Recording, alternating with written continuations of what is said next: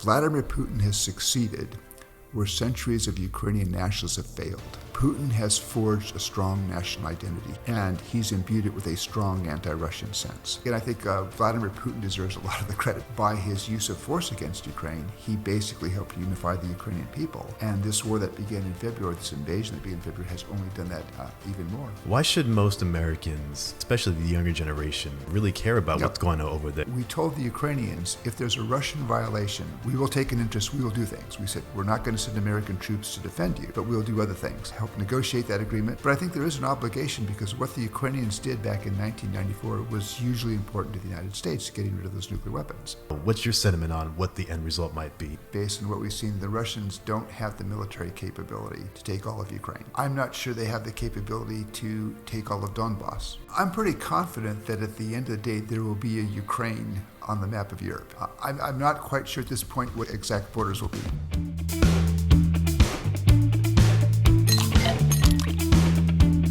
I mean, this is a real honor and a pleasure to be able to talk to somebody with your level of experience and what you've seen in the world. And just, I have so many questions I want to ask you about how the world works and about your role and just everything that you've experienced with what's going on in today's world, especially with the whole Russia-Ukraine conflict and how the West is being involved in that. But I want to thank you first for spending time out of your day to come over here and talk to me. Thank you, Stephen. I'm very happy to do that. I'm glad to hear you say that. But before I begin, there's one thing that I wanted to ask you, and it's kind of embarrassing because I know a lot of people in my generation will never admit this, but you were a former U.S. ambassador to Ukraine, but a lot of us may not really be able to tell you what an ambassador is. So Can you explain what an ambassador does for a country between two, or creates relationships between two countries? Yeah, well, an ambassador, I mean, actually when you go out to post, you have a letter from the president, and it charges you with the direction, supervision, and coordination of all American government activities in that country.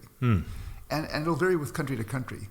But I think most embassies have 5 functions. One is a reporting function, reporting back to Washington on things that are happening in that country that could affect American interests, or that could affect the American ability to achieve its policy aims in that country. A second function is what we call representational, is going out to the government and saying, here's our position. We would like you to support this at the United Nations, at the World Trade Organization, whatever, but it's basically lobbying governments to take positions that would be supportive of U.S. interests. Interesting. A third function would be, I call it sort of general influence. And so a lot of my time in Ukraine, it wasn't going after specific issues, but sort of reaching out, talking to people, not just at the foreign ministry and in the presidential administration, but in other cabinet ministries in Ukraine, also in the parliament, influence makers, the press, basically trying to create an atmosphere that looked at the United States in a positive way. And so one tool we used this was exchanges. So in my 2000, the last year I was in Ukraine, we brought about 2,400 Ukrainians to the United States. And this ranged from anything from sort of 3-week tours to help people learn about, say, new business techniques, to high school exchanges, university scholarships. And I thought that was a great program because I think Americans are generally likable people. And a foreigner who comes spends time in the United States, gets to know Americans, at the end of that time, when they go back to their home country, they may not agree with everything the United States does, but I think they'll have a sympathetic attitude towards the United States. But sort of just the other 2 functions. Fourth function is protecting American citizens. When Americans travel overseas, sometimes they get sick, sometimes they lose their passport, sometimes they get arrested or even die. And the embassy there is to provide some level of assistance because, of course, in that environment, it can be something new for Americans. And then the last function that all embassies perform, and it's really become more important in the last 30 years, is promotion of American business, both exports to that country, investment, in part because the world economy has become such a large factor in the American economy, and it's about job creation here in the United States. Right. Wow. What is the main difference between a consulate and an embassy? Because we have consulates all over San Francisco, but... Right. Well, the embassy would be in the capital. I mean, and that's the embassy, that's where the communications are done with the national government. Consulates will be really subordinate to the embassies. And in some countries, like in Germany, we used to have, I think, 6 or 7 consulates. That number's come down a little bit. In Ukraine, we had just the embassy in Kyiv. But there are a lot of countries that have an embassy here in Washington, and they may have consulates all across the United States. In part, that reflects the size of the United States. In part, it reflects, again, the weight of the American economy in the world. Gotcha. So, for example, in San Francisco, we have the Spanish, the Chinese, we have the Ukrainian embassy still. We have several in this city, but they all have an embassy in Washington, D.C. as well. Exactly. Yeah. Gotcha. So the big issues that are done at the national government level, that'll be done in Washington. But for example, the Ukrainian consulate here would be working on things, promoting Ukrainian business, assisting Ukrainians. There are actually quite a number of Ukrainians in the San Francisco Bay Area now on various exchanges and things like that.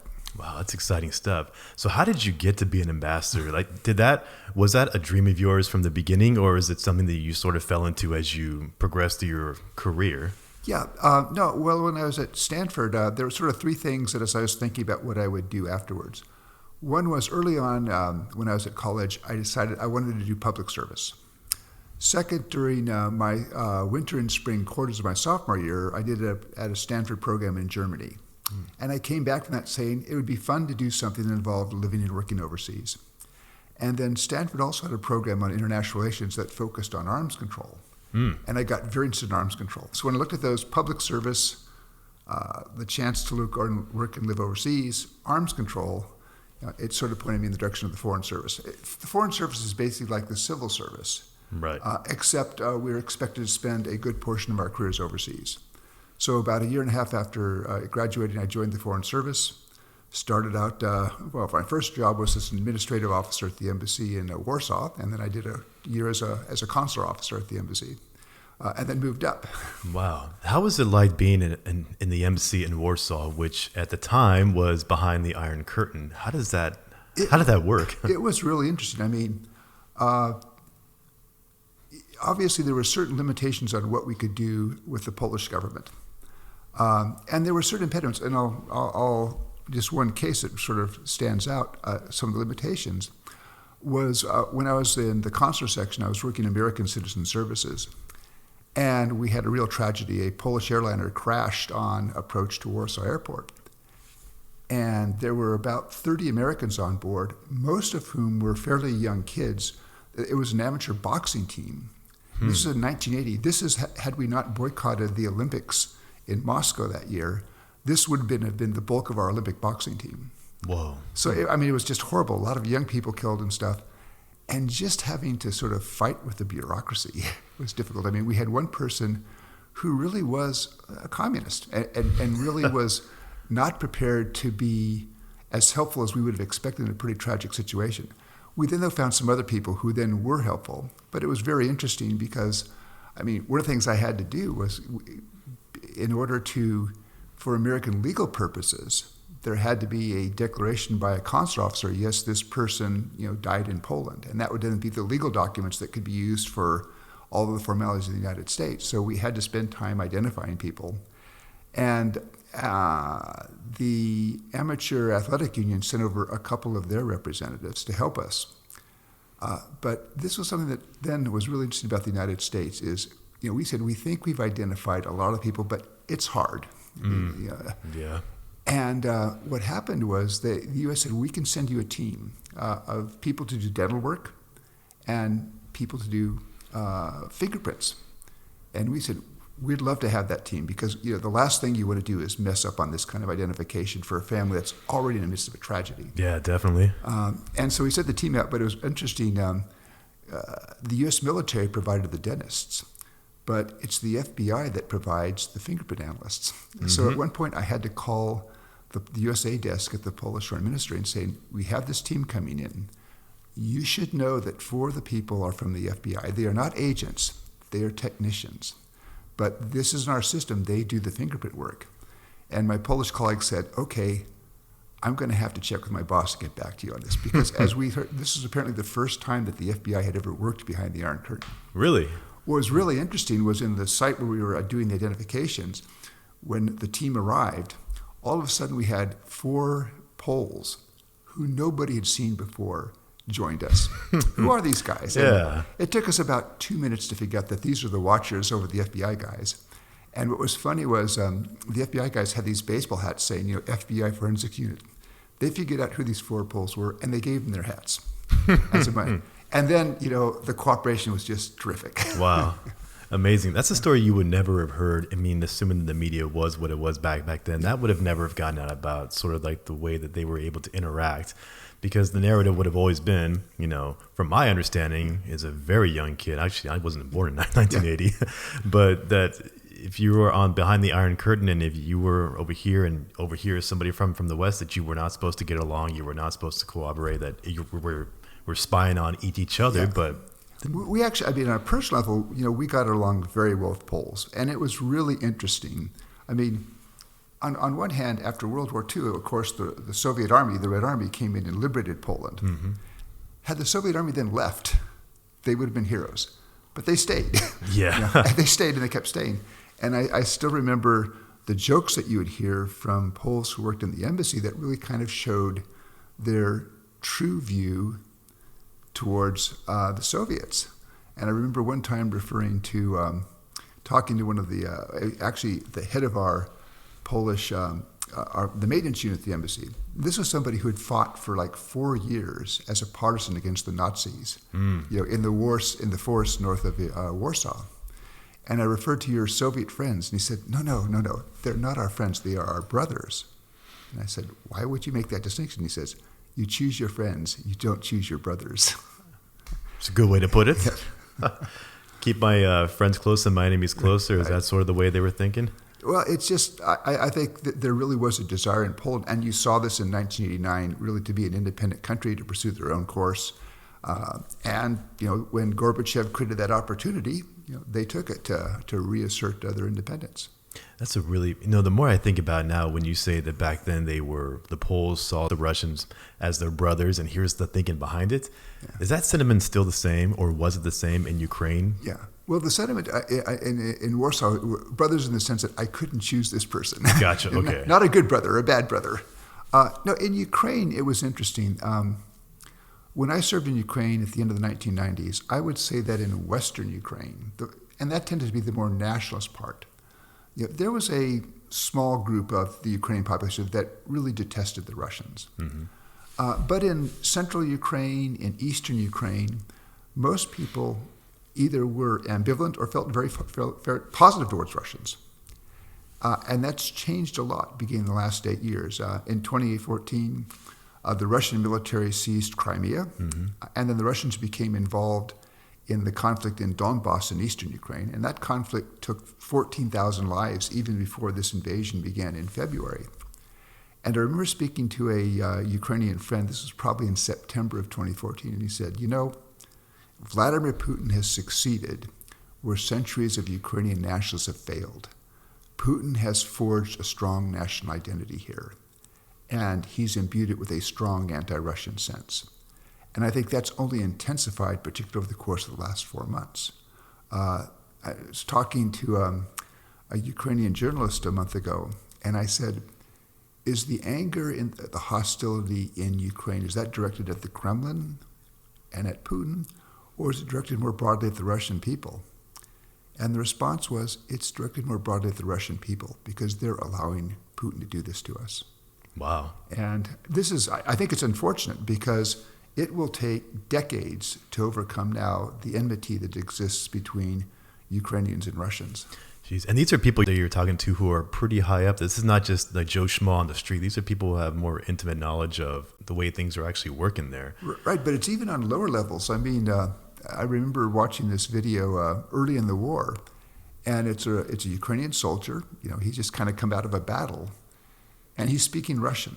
Mm-hmm. And that's not unusual. There are a lot of Ukrainians who, before this war, spoke Russian as first language.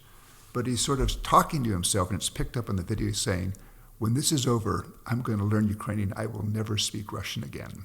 And then somebody told me that he expected that after this war was over, that you would see an effort in Ukraine to cancel Russian culture. So all of those Pushkin squares after the famous Russian poet, he said, they'll all be renamed because just the hostility and the anger. And you can understand, I mean, what the Russian military did to Mariupol. In a 3-month siege, probably tens of thousands killed. Mm-hmm. We don't know how many are in the mass graves or buried still in the rubble. 90% of the buildings in the city either destroyed or damaged. And Mariupol, I mean, it was eastern Ukraine. It's a city where probably more than 90% of the population spoke Russian as their first language. Mm-hmm. And about half of the population was ethnic Russian. And that's what the Russian army did to that. And then you have the atrocities in places like Bucha and Irpin. And there's a real hostility there that I think has taken hold really across Ukraine at the public level as well as at the government level. Well, let's kind of go back to the hostilities there, because for many people in my generation, it's no fault to anybody. If you didn't like really pay attention to history class, you probably would have missed this part here. But there's a deeper history there between Ukraine and Russia that none of us here really understand unless you live there and you can see it firsthand. We never understand over here. But to kind of, if you can give a Cliff Notes version to like somebody younger who didn't live through the Cold War and didn't really see it the way that it's kind of portrayed now. What is that beginning history between Russia, Kyiv especially, and Ukraine, and sort of how it's laid the foundation for what's happening now? Well, it actually goes back about 1,000 years. Well, that's true. It does. Yeah. I want to go back to Norway and yeah. Right. No, but both Russia and Ukraine claim Kievan Rus, which was probably one of the largest empires in Europe back in the 10th century, as their founding state. So there's part of this is that battle over history. But if you go back to, say, from 1654 up until 1991, Ukraine was a part of either the Russian Empire or the Soviet Union, with the exception of a couple of years that were pretty chaotic after World War I. Mm-hmm. And I think one of the remarkable things about Ukraine was, despite the absence of sort of a physical state, is this idea of a Ukrainian nation, this idea of a Ukrainian nationality remained. And we saw that that helped lead to the collapse of the Soviet Union. Part of the problem is that for Russians, the part of the Soviet Union that they used to have as part of the Russian Empire that they miss the most is Ukraine. Mm. And I go back to a conversation I had probably in 1994 with a Russian deputy foreign minister. This guy was pretty, we worked well with him. I mean, we got a lot of things accomplished on relations between the United States and Russia because of his work. But one day he made the observation about Ukraine. He says, when it comes to Ukraine, up here in my head, I understand it's an independent country, it's a sovereign state. And he says, here in my heart, it's going to take a while to come to terms with that. Mm. And one of the reasons why you have this conflict today, it's not the only reason, but Vladimir Putin has never reconciled himself. And he has this view of historical Russia, which I think most historians would disagree with, but it includes a good portion of Ukraine. And 2 weeks ago, he basically said, that's what we're doing. We're trying to regather Russian lands. I mean, he came right out and said it pretty much in the Russian media that this is actually what I'm doing. I mean, from an observer's point of view, when you see the whole thing, when this whole conflict happened in February, and you pretty much can see what they were trying to do. Most of the forces were trying to go to Kyiv, and the other half were fighting over here. They were trying to just take out the government and put their own puppet government in, and the idea was they would welcome us as Ukrainians. Here's your new government. Now you're a puppet state of Russia, and we'll just kind of go on our own way. And it didn't work out that way, so you can see them sort of, what's plan B? We got to have some sort of victory, save face somewhere, which is kind of what you see with the conflict now. But going back a little bit further, so let's say, for people who don't know this part, when the Soviet Union collapsed, a majority of the nuclear weapons were in Ukraine, correct? Well actually, they were spread out throughout the post-Soviet space. Okay. And in Soviet Union collapsed at the end of 1991. By the first half of 1992, the Russians had brought all the tactical nuclear weapons back to Russia. And at that time, you would have said that Russia had the largest number of nuclear weapons. Mm-hmm. But Ukraine still had about 1,900 strategic nuclear weapons. These were warheads for intercontinental ballistic missiles. They were warheads for air-launched cruise missiles. I mean, they were basically weapons designed to strike the United States. Right. There were also smaller numbers of nuclear weapons in Kazakhstan and Belarus. And so one of the goals of the Bush administration and the Clinton administration was to make sure that the collapse of the Soviet Union did not lead to an increase in the number of nuclear weapon states. Kazakhstan and Belarus fairly quickly agreed to return their weapons. They would return the warheads back to Russia, and then they would destroy the missiles and such. Ukraine said, we're prepared to do that, but Ukraine had several questions that they wanted answered before they were going to make that final commitment. So, okay. And then that pretty much led to an agreement that said, hey, Russia, we'll give you back these warheads. In exchange, you will recognize us as a sovereign country. And an agreement was signed by the then, who was it? Was it Yeltsin? Well, yeah, it was signed by, three presidents: Russian President Yeltsin, Ukrainian President Kuchma, and U.S. President Bill Clinton, and then Prime Minister John Major. This was in Budapest in December of 1994. And the Memorandum on Security Assurances basically said that the United States, Russia, and Britain committed to respect Ukraine's sovereignty, its territorial integrity, its independence, and committed not to use force or threaten to use force against Ukraine. And then some other commitments, but basically all have now been grossly violated by the Russians. You see that right now going on. But if you were Russia, like if I'm trying to play devil's advocate here, if you were Putin, what sort of justification with that agreement could you say, well, because the West did X, now I'm going to go and say these agreements are null and void and I'm going to go do what I got to do? What could he say if we're being objective on that? Well, aside from the times that he said the quiet part out loud, which is really, I think, regathering what he considers Russia's historical territory. In the run-up to the war, what you saw was the Russians saying, well, this is about our concern about NATO enlargement, and that NATO is aggressively expanding to our borders. And I don't really think that holds water on examination. Just a couple of examples. Ukraine says NATO is expanding to our borders. Well, right now, 5 NATO members border either Russia or the exclave at Kaliningrad, which is on the Baltic Sea just north of Poland. Right. The last of those 5 to join NATO joined in 2004. So why did we have this crisis 18 years later? Moreover, in 2002, so 2 years before they joined, Putin was at a NATO-Russia summit, met with all the leaders of NATO, and signed an agreement to deepen and give a new quality to NATO-Russia relations. And he did that knowing full well that NATO would meet about 5 months later at a second NATO-only summit where they would invite other countries to join NATO, probably including the Baltic states. So I look at that and say, back then, when he had the opportunity to object before enlargement, he didn't say anything. Moreover, when he talks about this aggressive enlargement, back in 1997, NATO said, we don't see any need for permanent station of substantial combat forces on the territory of new member states. So up until 2014, there was no NATO ground presence in places like Poland or Romania or the Baltic states. That only changed in the spring of 2014 when Russia used military force to seize Crimea, and the Baltic states understandably said, this is not the Russia that we thought we had as a next-door neighbor. And so, but even after that, you had NATO deployed multinational battle groups, about 1,000 to 1,200 troops, in each of the Baltic states and Poland.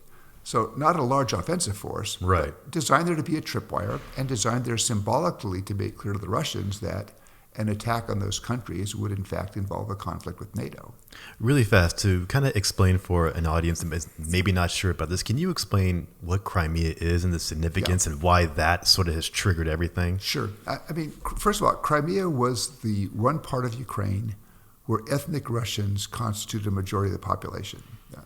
When the Soviet Union broke up, ethnic Russians were about 17% of the population of Ukraine in general, but they were about 60% of the population of Crimea. Crimea, and the Crimea, I mean, the Russians do have a historical argument here. Crimea, was sort of colonized by the Russians, by Catherine the Great. Sevastopol, which is really the large port city on Crimea, it was founded by the Russians to be the home port for the Russian Black Sea Fleet. And it was actually part of the Russian Federation under the Soviet Union until 1954, when to mark the 300th anniversary of what the Russians say was the joining of Russia and Ukraine. The Soviet government basically transferred Crimea from the Russian Soviet Federative Socialist Republic to the Ukrainian Soviet Socialist Republic. Now, why did they do that back then? It was, I think, a symbolic move at a time when nobody in the Soviet Union foresaw the collapse of the Soviet Union. So makes sense. I can see the historical case that Russians make, but, and this is a very big but, when the Soviet Union collapsed in 1991, all of the post-Soviet states agreed, we will accept our borders now. And I think that was a wise decision, because trying to redraw borders, it would have been just opening up a huge can of worms. So there were multiple occasions, both in multinational agreements such as the Budapest Memorandum, but also in bilateral agreement, the Treaty of Friendship and Cooperation between Russia and Ukraine in 1997, where Russia said, we respect Ukraine's sovereignty, its independence, and we respect the territorial boundaries of Ukraine. Gotcha. So it was accepted by the Russians in 1991. That was by President Yeltsin.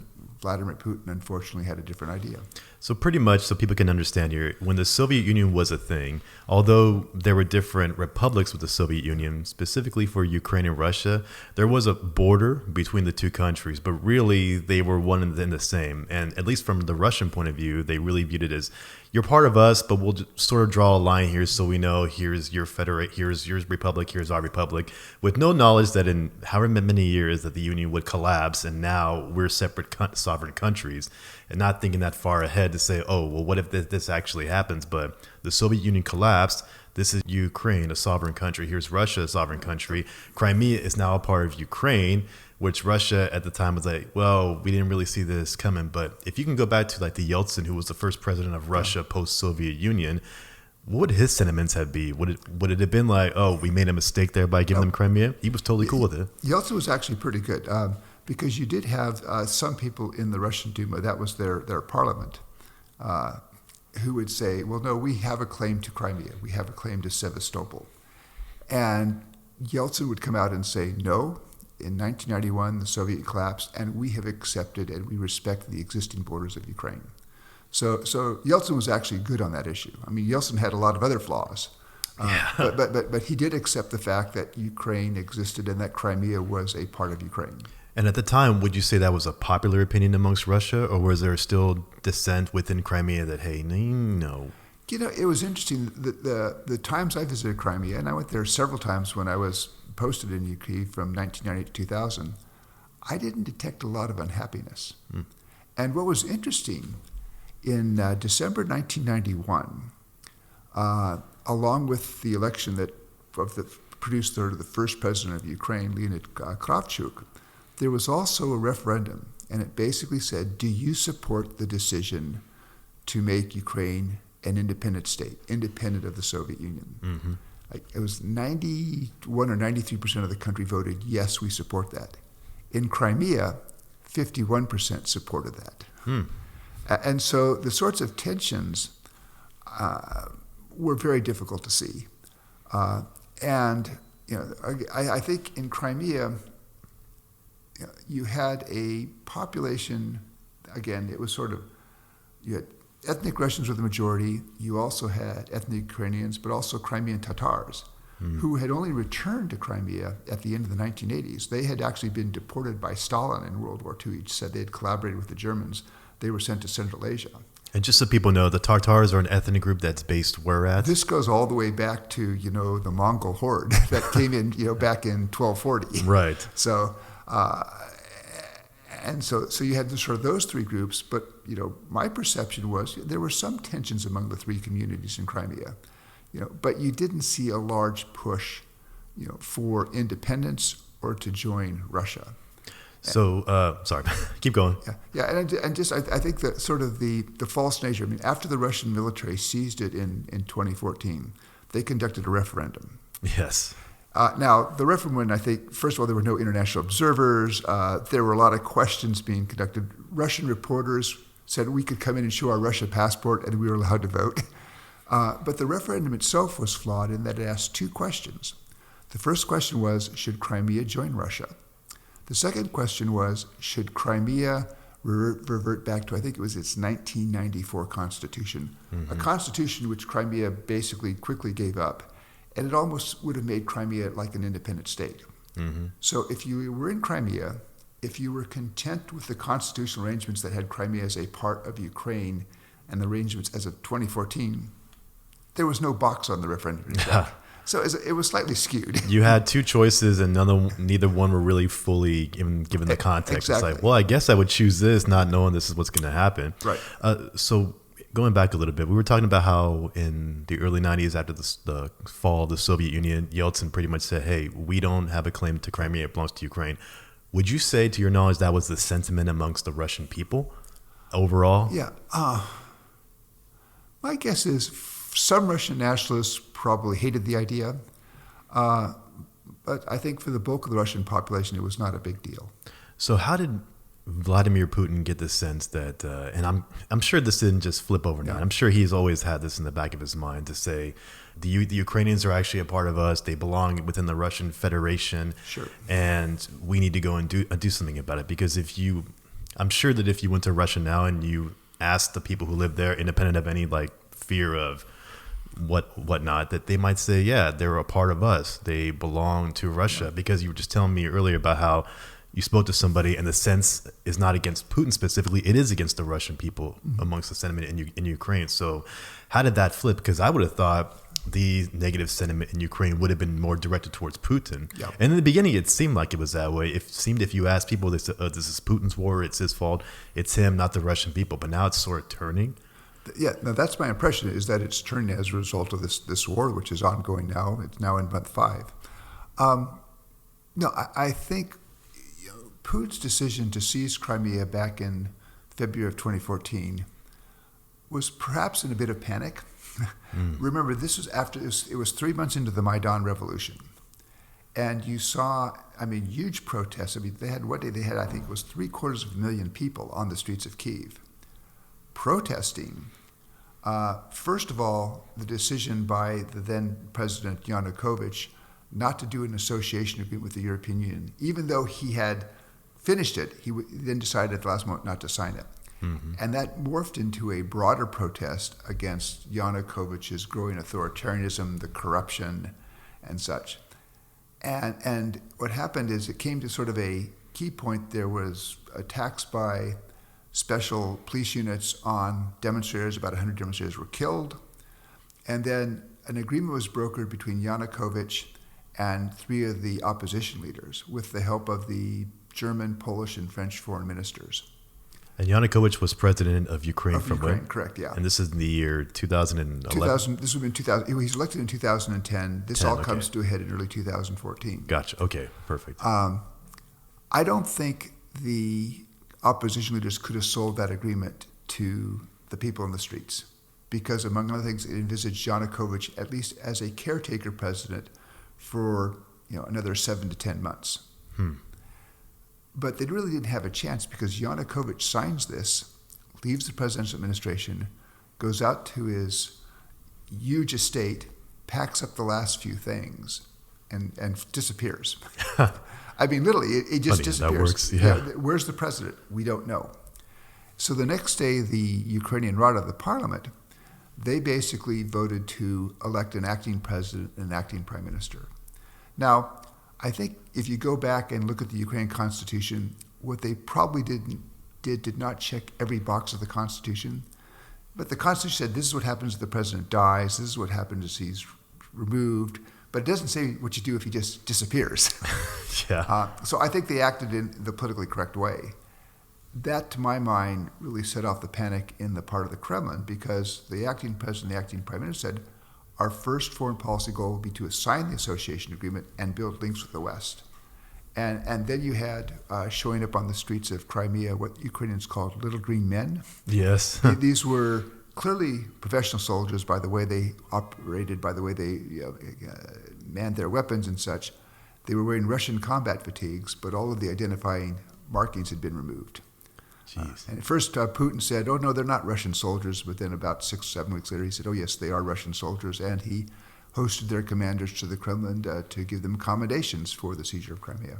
Unbelievable. So when would you say that the sentiment in Ukraine was sort of shifting where the western part of Ukraine wanted to be more with Europe and the eastern part of Ukraine got more into Russia? Or was that always there and it came to a head somewhere? It was interesting because in the 1990s when I started beginning to work on Ukraine, there was this perception that Western Ukraine and Western and Central Ukraine, people were more inclined to speak Ukrainian than Russian, and they were more inclined to look towards Poland in the West.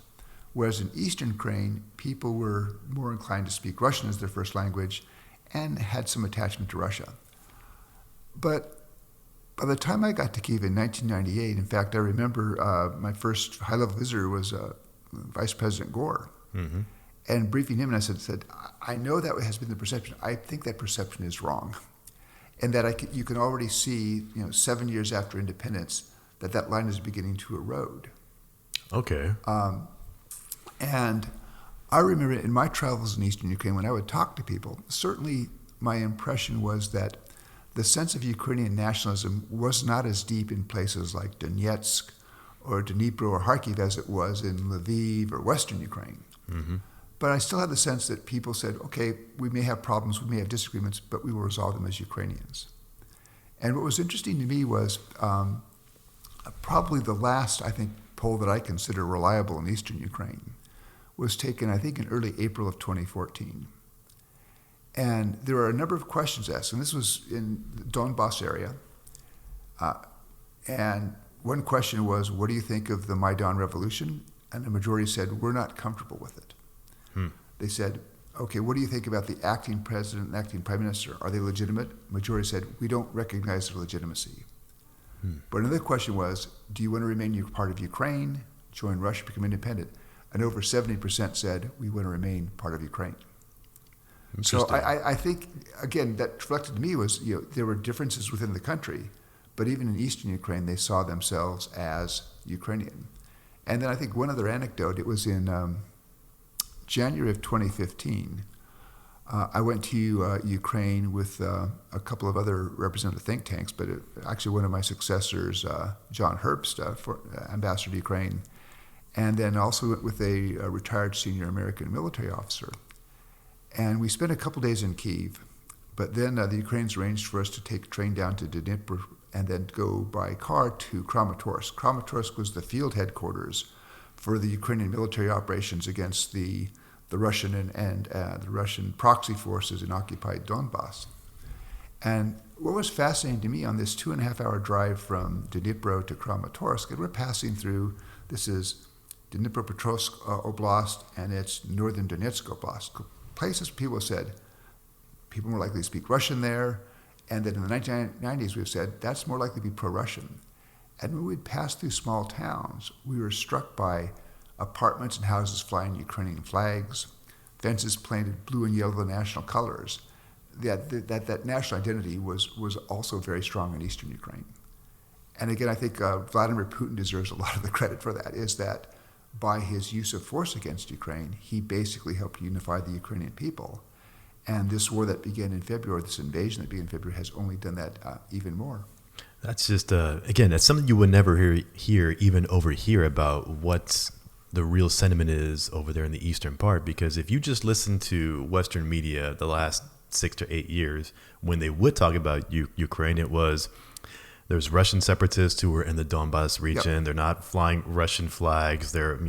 But they're supporting the separatist movement over there so they can gain independence. If they gain independence, then the Federation can recognize them as a sovereign nation and bring them in there. But if you were actually there on the ground, you're basically saying, yeah, they were there, but the majority of people were like, hey, we don't want to be taken over by Russia. They certainly did in the North War. And it was really interesting. You talk about the two breakaway regions of Donetsk and Luhansk. If you look at their governments, their prime ministers and their defense ministers, a lot of those people, and you check them out, their addresses, their apartments were in Moscow. Interesting. There was an effort by the Russians to sort of replace some of those people about 4 or 5 years ago, because I think in Moscow they recognized that trying to say that these are independent Ukrainians breaking away when they all really came from Russia, that wasn't a good look. But if you go back and look at some of the original guys, most of them came from Moscow. How about that? I mean, again, not something you would ever talk about over here. Yeah, and this sort of thing, I mean, Ukrainians, to my mind, are a very practical people. So language was only an issue around election times. But most Ukrainians were hugely practical about language. So if they couldn't speak both languages, they could understand both languages. And it was very common when you're walking down the street, you hear somebody talking in Russian and the response in Ukrainian. Wow. And so, I think had there been in March of 2014, April 24, when the troubles began in Donbass, Donetsk and Luhansk Oblast, had the Russians stayed out, I think that would have been resolved in a couple of weeks. Most Ukrainians would have said, let's figure out something. We don't want to go to war. But the Russians became involved. And it's cost 14,000 lives. And that was in an 8-year span, pretty much. Now, Right. Who knows how much in the last 6 months or so it's Exactly. been. I don't think we really have a good fix on that. And again, you see reports that I think are credible. There's satellite imagery, for example, of north of Mariupol, large mass graves.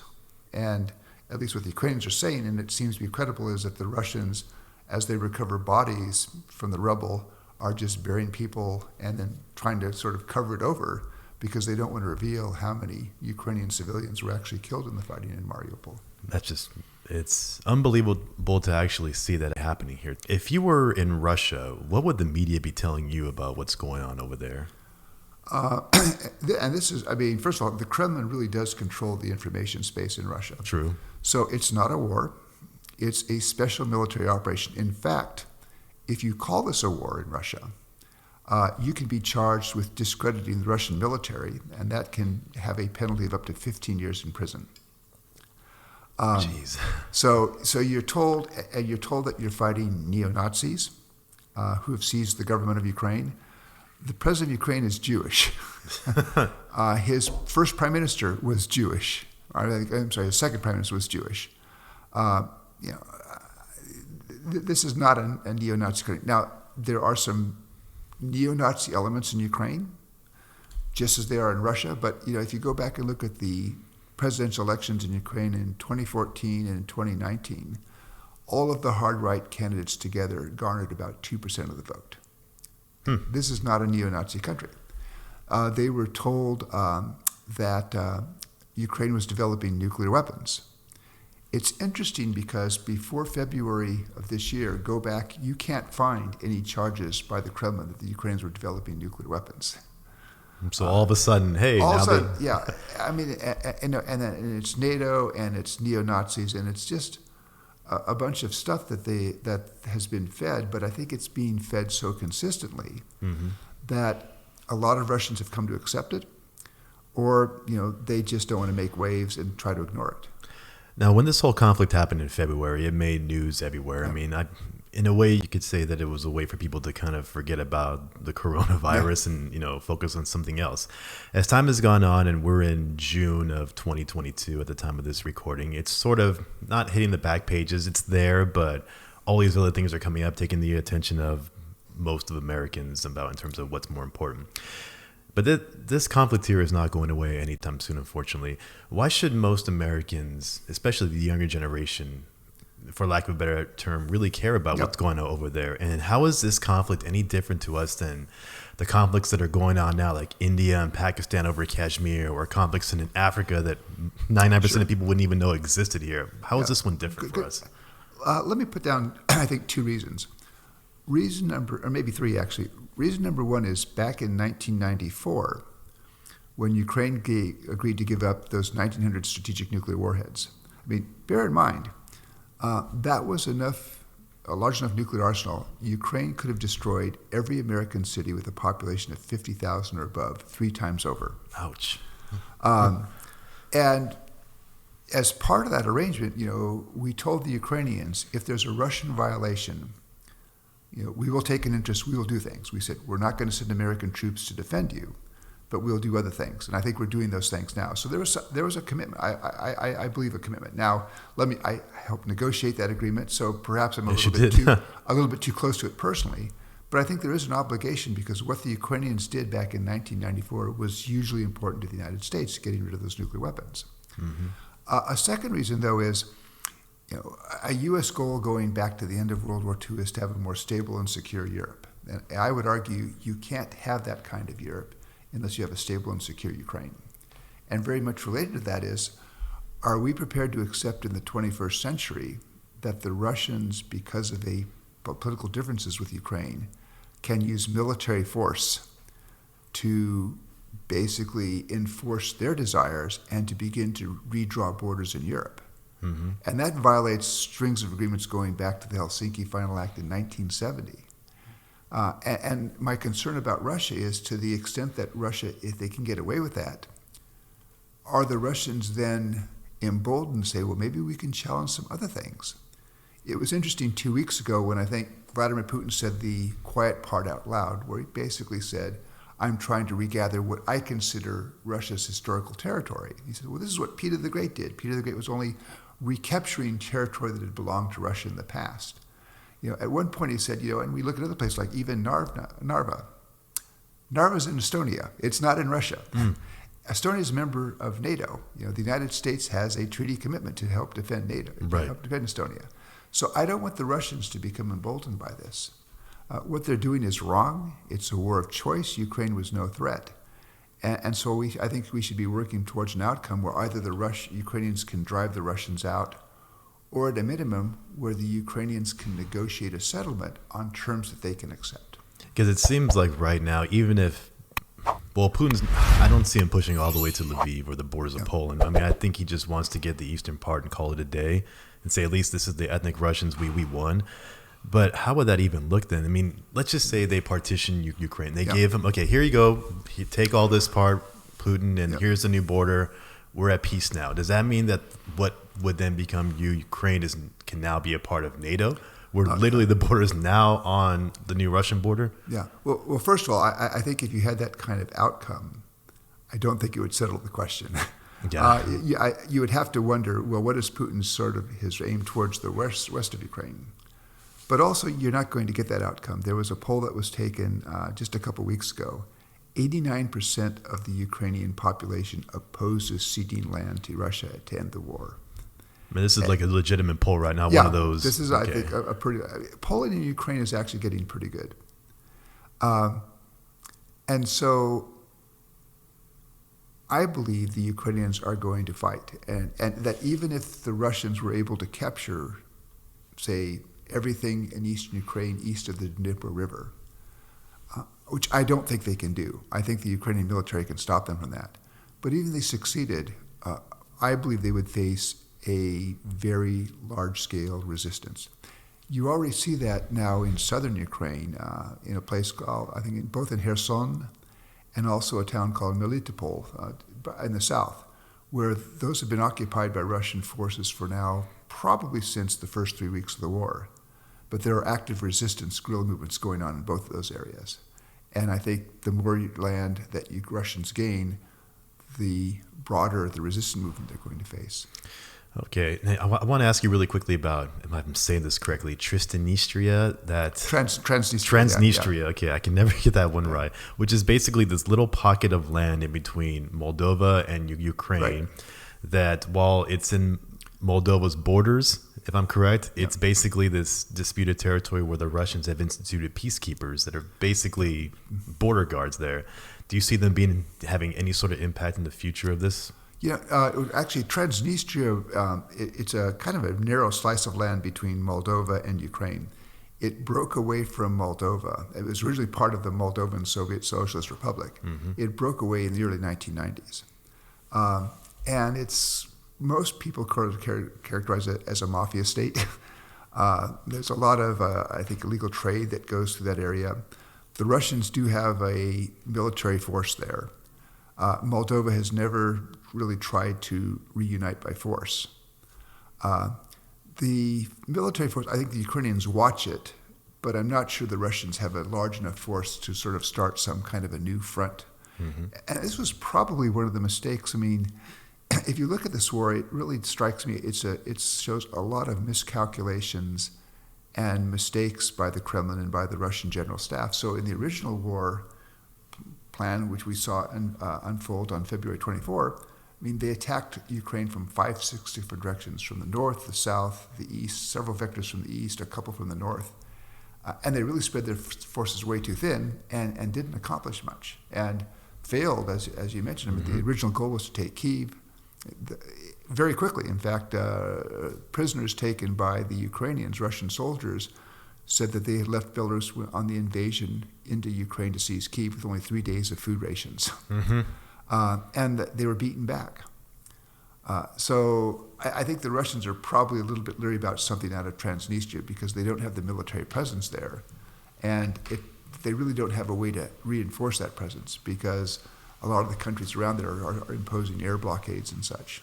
Wow. And going back to the question earlier about how this affects people over here, especially the younger generation, again, and you kind of have to say it in a nicer way, if you're here working, you have your own job, everything's going hunky-dory, yeah, the gas prices are up, how does this conflict differ or affect us more than like the India-Pakistan thing, which is another famous one where they're technically not at war, but they really are over this one part of land in between them?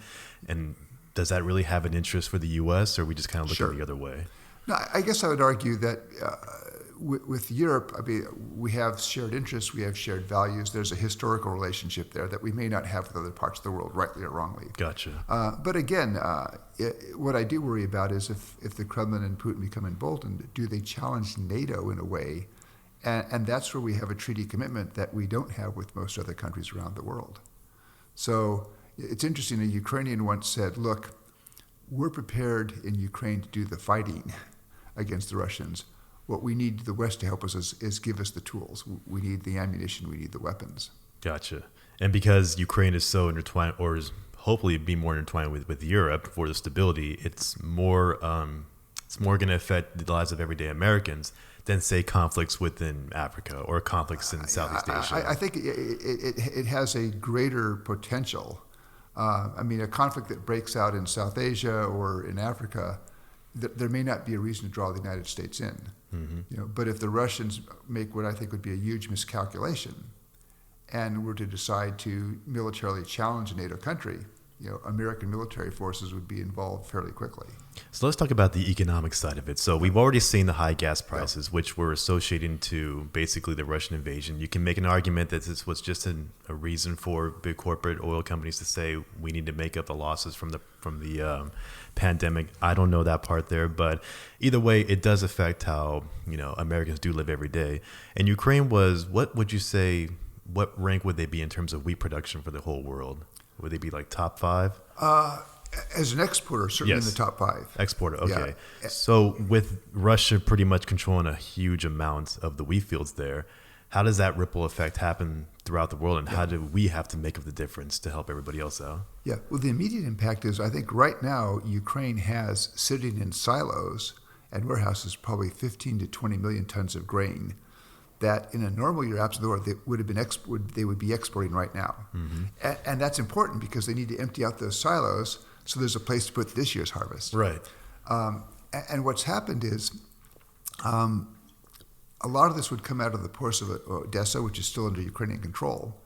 But the waters around that have been mined, both by the Russians, but also by the Ukrainians, because the Ukrainians feared that the Russians might attempt a landing. Gotcha, okay. There have been discussions, including that the Turks have tried to broker a discussion between the Russians and the Ukrainians, say, is there some way that you could open up a channel from Odessa that would allow the export of Ukrainian grain, which, if it's not shipped to world markets, you're going to see, I think, hunger in the Middle East and hunger in countries in Africa. And I'm not sure at the end of the day the Russians are prepared to say yes to this. The Russians say, we're prepared, once the Ukrainians have to remove the minefields. Now, what's happened in the last month and a half is the Ukrainians have begun to receive more anti-ship weapons from the United States, Britain, and from other NATO countries. That might put them in a position where they could say, we feel comfortable we can defend our coast without the minefields.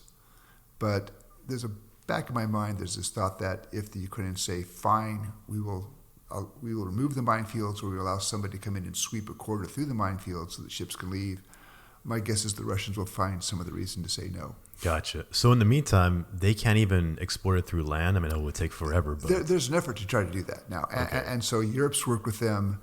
The problem is that, if you talk about a 40,000-ton ship, right. It can move a lot of grain, and it can move a lot of grain much more quickly than you can by rail or truck. But what they're trying to do now is they are trying to use rail, truck, and ways to move the grain to ports elsewhere in Europe where it can then be put on ships. Gotcha. But I think there still is concern in Ukraine that will be able to move some of the grain they have, but it will not be able to move all of the grain. So how much longer do you think we have before we reach the tipping point where that grain not being in the market for this long, now it's going to cause noticeable catastrophic effects? How far away are we?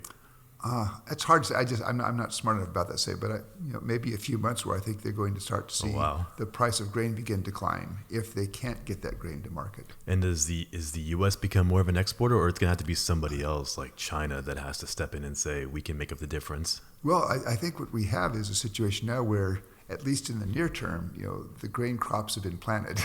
Right. So the question will be do we have a good harvest season in which country? And that country might be able to make up some of the difference. Gotcha. So how is the U.S. making up, because this is where it gets really into the weeds. For people that don't know this, Russia prior to this invasion was a huge exporter of both natural gas and oil to all of Europe. Matter of fact, if you look on the map and you see their pipelines, that they go straight through Ukraine and they just feed right into Europe. Europe's heavily dependent upon that, or they were, because of this whole invasion. The sanctions have been placed, basically saying, I don't know if it's an absolute 100%. I don't think it is. But a majority of the oil and gas exports from Russia are no longer allowed in Europe.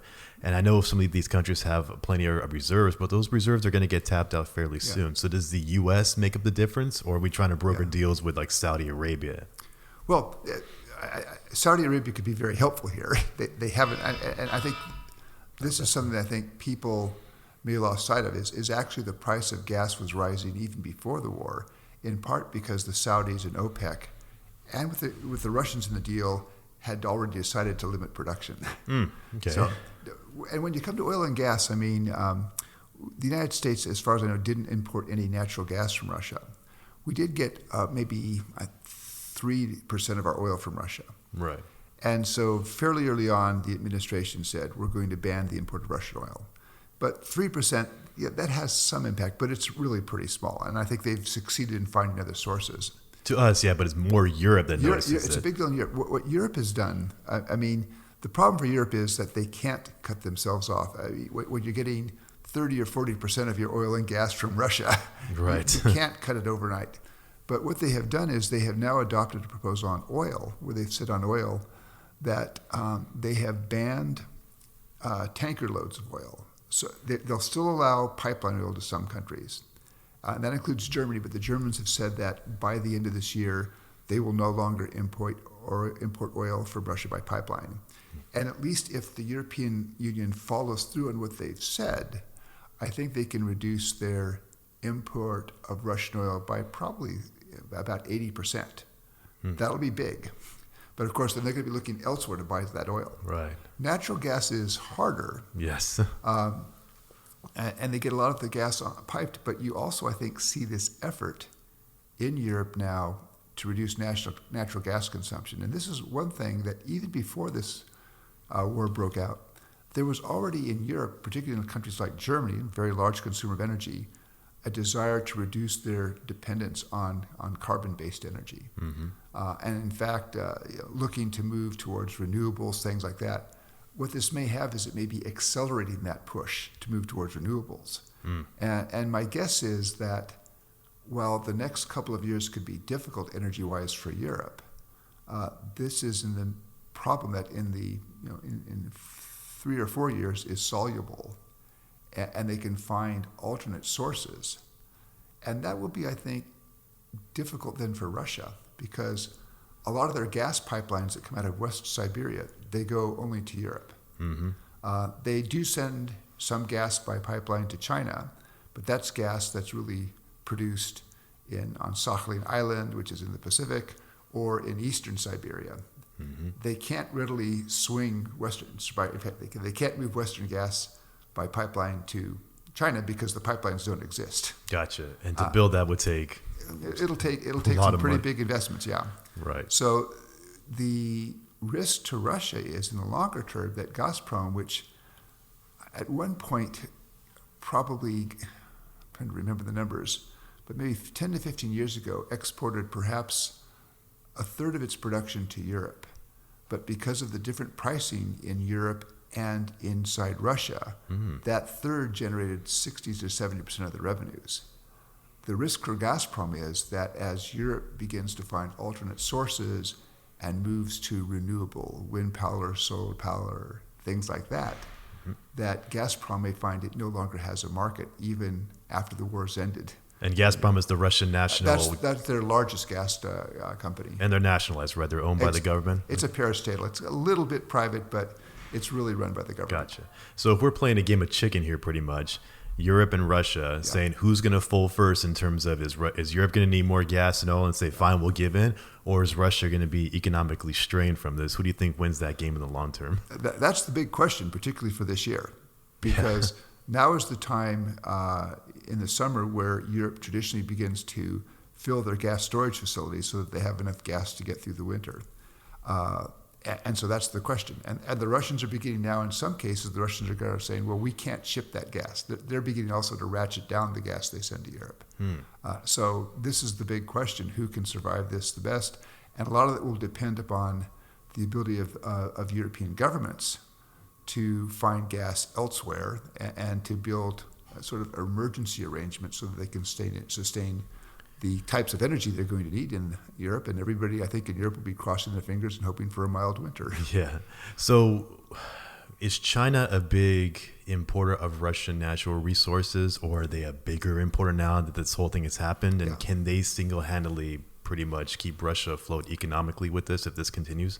Yeah. China was a fairly important trading partner of Russia, and they have increased their imports from Russia, particularly of oil. Basically, the Russians are sort of desperate to sell oil. Oil moves by tanker, and the Chinese are saying, well, those tankers aren't going to the West, you can send them here. But it's interesting watching China. One factor that the Chinese, I believe, bear in mind is that, well, their trade with Russia, I think it was about $100 to $110 billion a year. That's still dwarfed by their trade with the United States and their trade with Europe. Interesting. And so the Chinese have been pretty careful in this. They have rhetorically been supportive of Russia, but at least so far we have not seen major moves by the Chinese to undercut the sanctions. So there are reports actually after about a month of the war that the Russians had gone to the Chinese and requested help with military supplies. And my guess is that the Biden administration has very quietly told the Chinese, don't you do it. And at least so far, we've not seen major efforts or things that the Chinese have done that would undercut the major sanctions on Russia. They've bought some more oil. Right. But, for example, they're, I believe, nervous about, for example, filling in the production or to the export to Russia of semiconductors. Because one of the early sanctions that was imposed on Russia was a ban on all high-tech exports. And that's having an impact. There was just actually just came out this morning, based on Russian official statistics, car production in Russia is down almost 97% from what it was a year ago. The Russian authority monitors cars. They no longer require airbags in cars because they can't get the parts to do that. Jeez. They are basically they are raising their pollution standards because they have to, no longer having access to Western inputs, have to redesign the cars with what they can produce locally. Wow. TV set production in Russia is down by 50%. Cargo transportation within Russia is down 85%. So there's some pretty major impacts, and thus far it does not appear that the Chinese are backfilling what the Russians are losing by the embargoes and the sanctions imposed by the West. Now, the one thing the Chinese haven't done, though, is that nobody today has more influence with Vladimir Putin than President Xi of China. And if China wanted to demonstrate to the world that it could be a stabilizing force, it would be in a position, it would have some weight and some influence with Russia, but there's no sign that Xi has used that to try to persuade Putin to end this war. I'll tell you one thing about the Chinese. They are smart, and they definitely play the long game as a whole country with what they've been through historically, and they know that, like you were talking about the numbers, they export more to us and have a bigger business impact with the U.S. than they do with Russia. And I know that's got to be on their mind. Like, if we take off the U.S. too much, how is that going to affect our economy for what we're actually getting from Russia? And then the whole Taiwan thing, that's a whole separate thing. So when I see the Chinese government making the moves that they are, where they're not embracing Russia and saying we stand with you, they're very hesitant. It's like, who might end up winning out of this conflict? Yeah, and so much of what the Russians are doing in Ukraine is antithetical to the Chinese. I mean, the Russians say, we've now recognized the Donetsk People's Republic and the Luhansk People's Republic. With China, with its concerns about Taiwan and Tibet, China wants to go nowhere near that. Yeah, exactly. So there are some things that the Russians are doing that are problematic for the Chinese, but not yet so problematic that the Chinese have tried to weigh in a way that could be helpful to try to ending this war. What do you think about the actual economy of Russia now? I mean, in the beginning, when these sanctions happened, we kind of said, hey, we're freezing, U.S. dollars from them. They closed their stock market, being Russia. Their economy's taken, the ruble's fallen even farther than what it was before then. And then things have sort of quieted it down on that side to the point where even depending on how you spin it, you could argue that the economy is doing better in Russia. But how is that actually factored in there? The Russian economy is performing better than I think most people, including I would have predicted now. But I think that's still the near term. The World Bank prediction is still that the Russian economy will contract by 11% this year. The Russian central bank prediction was 8 to 10% contraction. And they still believe, I think, the Russian central bank is expecting inflation in excess of 20%. Wow. And so some of the impacts haven't yet been felt because the Russians had stockpiles of semiconductors. They had stockpiles of some inputs. But what's happening now is those inputs are drying up. And the Russians don't have domestic sources to replace them. And it could even have an impact on Russian military capabilities. There was a report I saw a couple of months ago, and in an appendix they said, we've looked at some of the Russian weapons that misfired and crashed in Ukraine.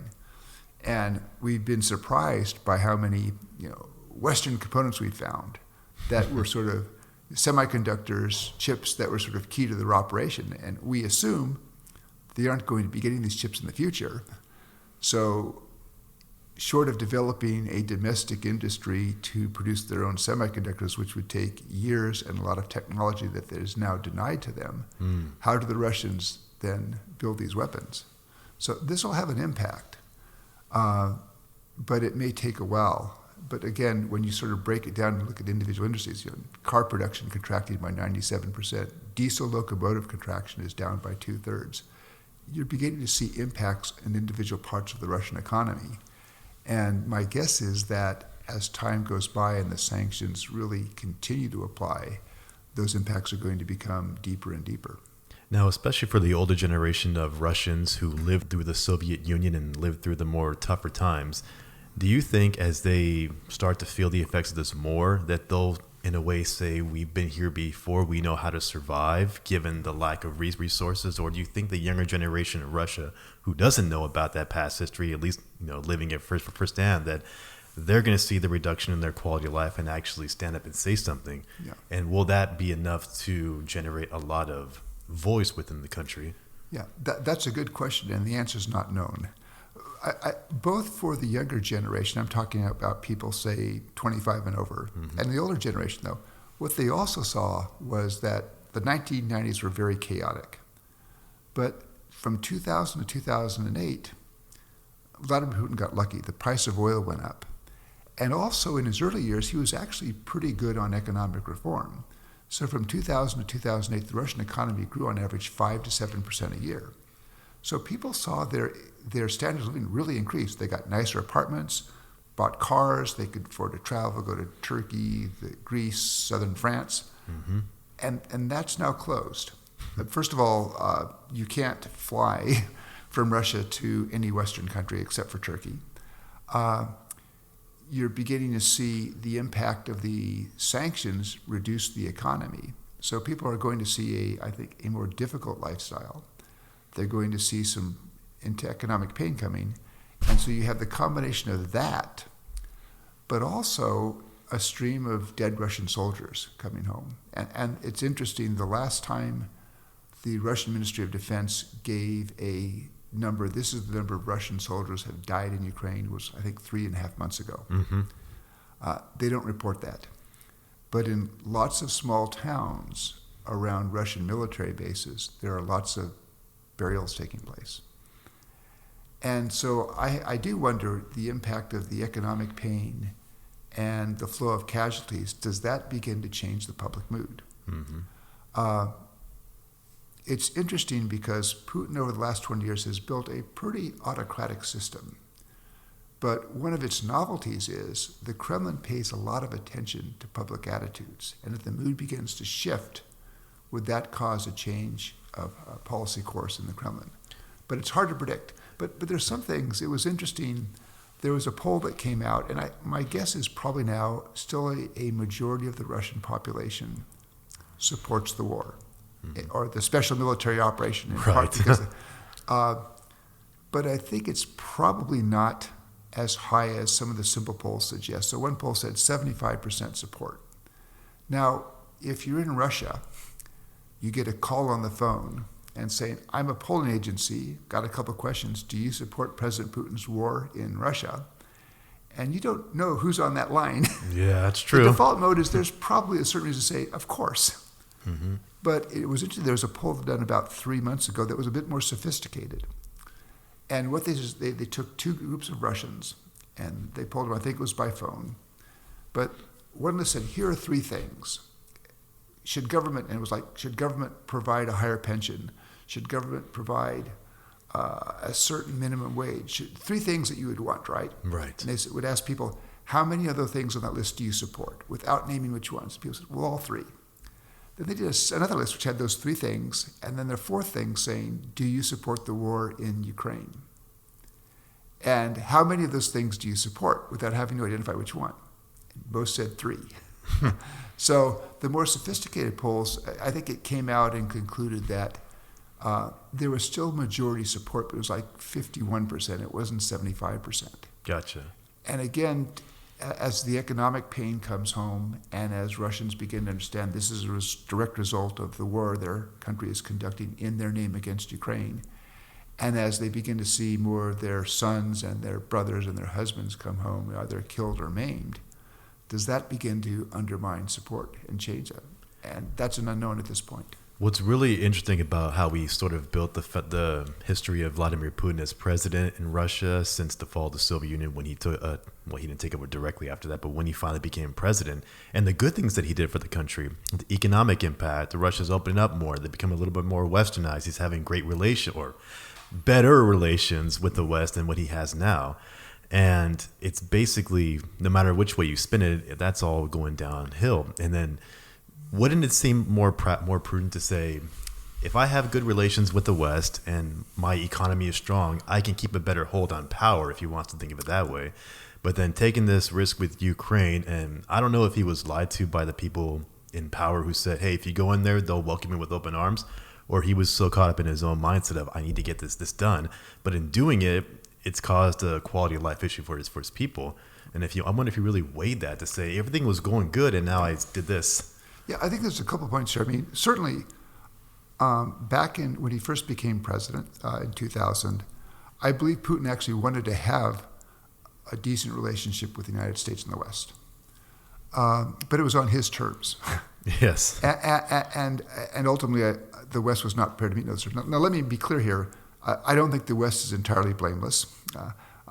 There are things I believe that the United States, might have done in U.S.-Russian relations. If we were going to try to build a long-term relationship, we couldn't win on every issue. Right. And I think in the early 2000s, we were trying to win on every issue. So some trade-offs might have been made. Whether it would have prevented this, I'm not sure, because as Putin gained more confidence, more time in power, you begin to see this hardening of his view. Now, the second point I would make is this war really does reflect a huge miscalculation on the part of the Kremlin. I believe that Vladimir Putin fundamentally does not understand Ukrainians. Had he asked me back in January, he wasn't going to do that. Right. But had he asked me, would the Ukrainians fight? I would say, yeah, they'll fight. No doubt in my mind they'll fight. You mean asking if Putin asked you? Yeah, Okay. yeah. If he'd asked, any of my successors who served in Ukraine, any Western activist said the Ukrainians will fight. What surprised us, or at least what surprised me, was how effective the Ukrainians had been. But I was in Kyiv at the end of January, so about 3 weeks before the war began. And when you would ask people, not in the military, what are you going to do if the Russians invade? The answer was usually, I'm joining the Territorial Defense Forces. I'm going to get an AK-47 and go defend my country. And that seemed to be a total surprise to the Kremlin. And that's just astonishing. I mean, this is your next door neighbor. This is a country where Putin says, we Russians and the Ukrainians, we are one people.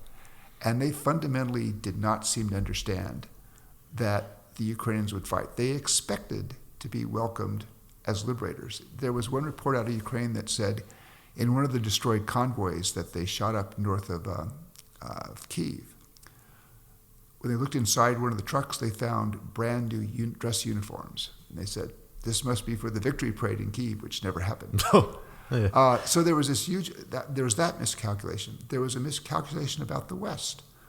Miscalculation that the West is divided, they're not going to come together.